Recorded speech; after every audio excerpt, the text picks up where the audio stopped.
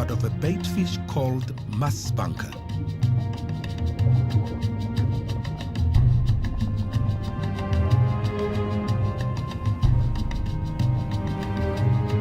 The school of fish has formed what is known as a bait ball in an effort to confuse the predators and protect itself. The shoal moves and changes shape almost as if it is a single entity. By swimming close together and only reacting to the movement of their neighbor, every single fish contributes to this shoal intelligence.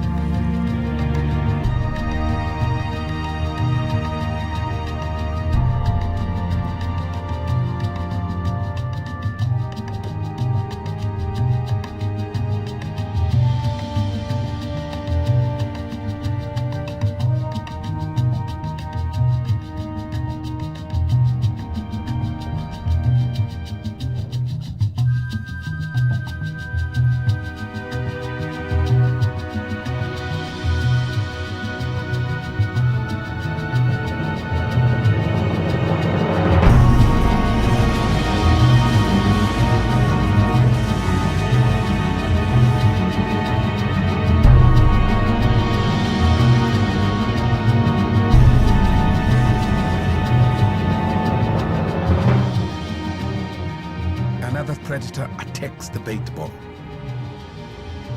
The streamlining and speed of the African penguin is too much for the musbunker.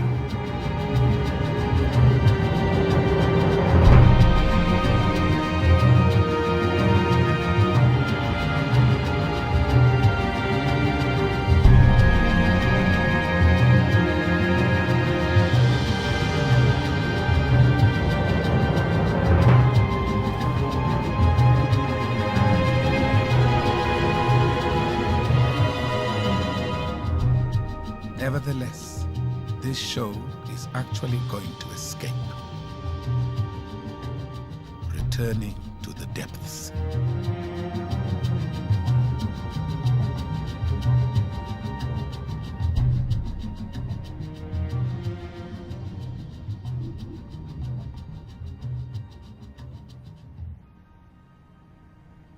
Many factors can affect the progress of the sardine shoal.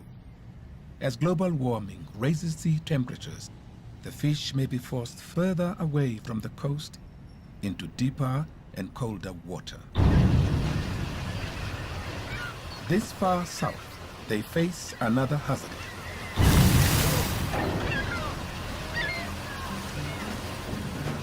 Fishing boats take thousands of tons of sardines each year.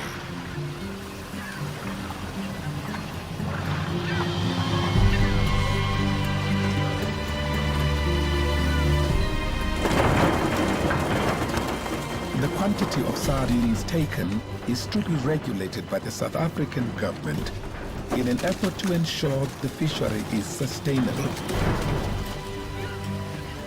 But there is always the possibility that whatever is taken here may reduce the number of sardines heading north.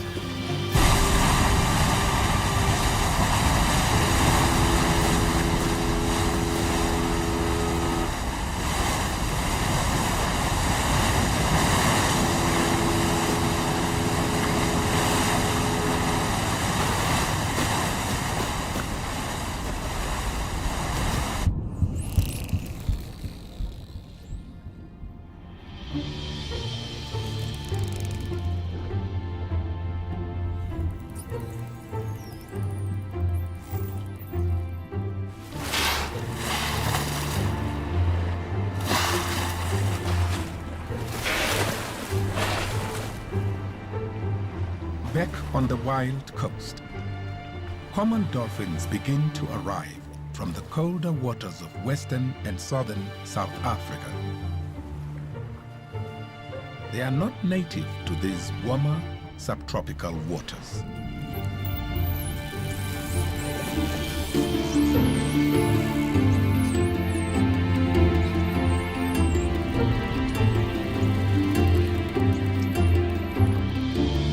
In June and July, joining the sardine hunt, They forget territorial differences and gather in pods of up to 4,000 or 5,000. There can be as many as 20,000 of them here off the Transkei.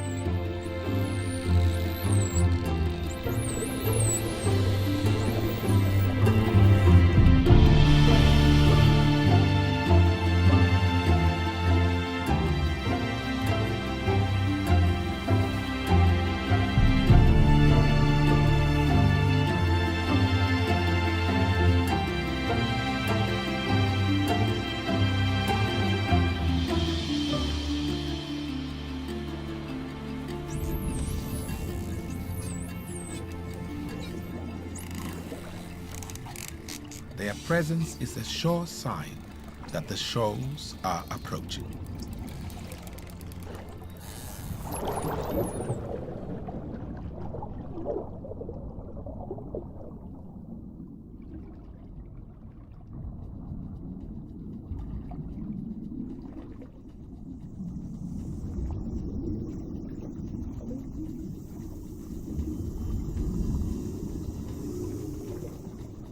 There is a higher concentration of shark species here in South Africa than anywhere else in the world.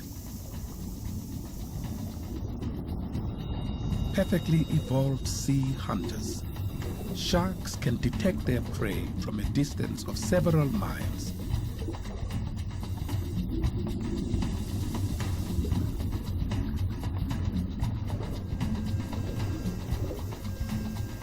So when the shoals begin to arrive, you can be sure these black tips, copperheads, and duskies will be among the first to find them.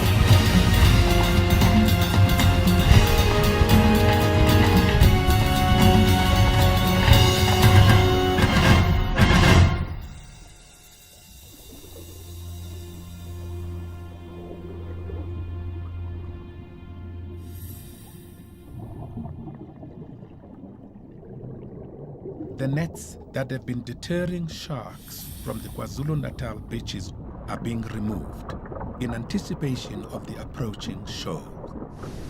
Too many predators could be trapped if the nets were to remain.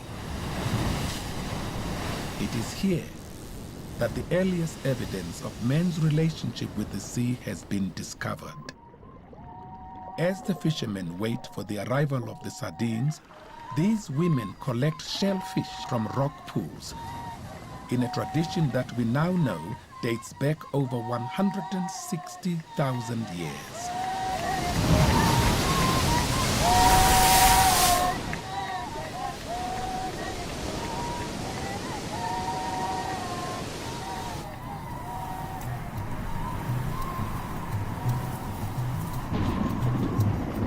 Every cold front that arrives from the south brings with it cooler air and colder water, drawing the sardines further and further north.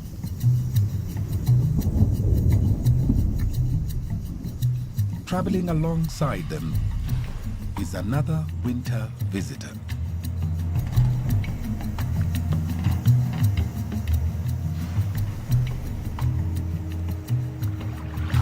humpback whales head northwards like steam trains towards their winter breeding grounds in the warm waters of Mozambique.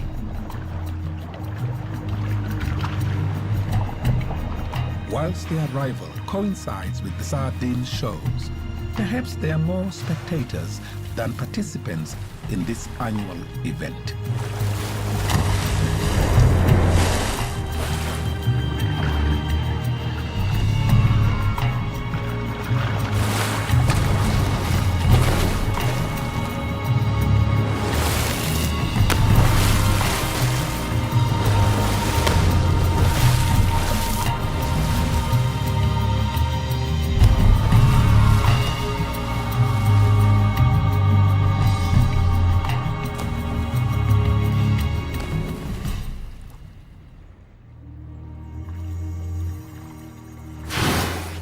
Breaching is a common sight from the shoreline at this time of the year.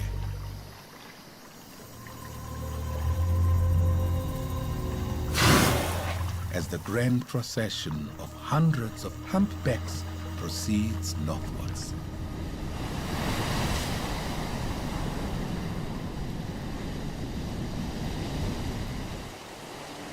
Dawn at the KwaZulu-Natal coast.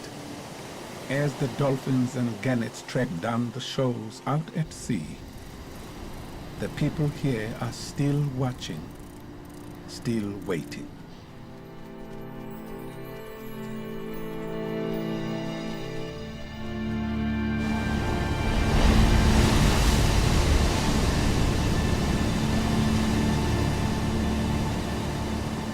Every winter storm disrupts the mild South African climate, with cold currents carrying the sardines further and further north, and warm currents pushing them closer and closer to the shore. The predators sense a change in the ocean, in its temperature, in the presence of plankton, in the oil secreted by advancing shoals, and possibly even in the arrival of other predator species in the region.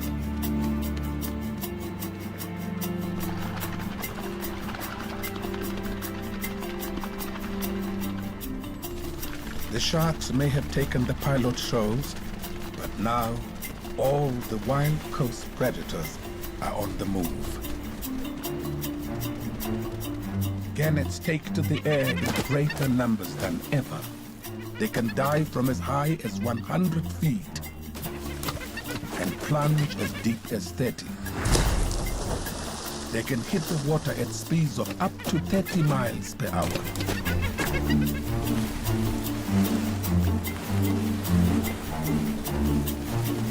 The dolphins are searching for the shoals, pods joining together to form super pods. They gather momentum and prepare to charge.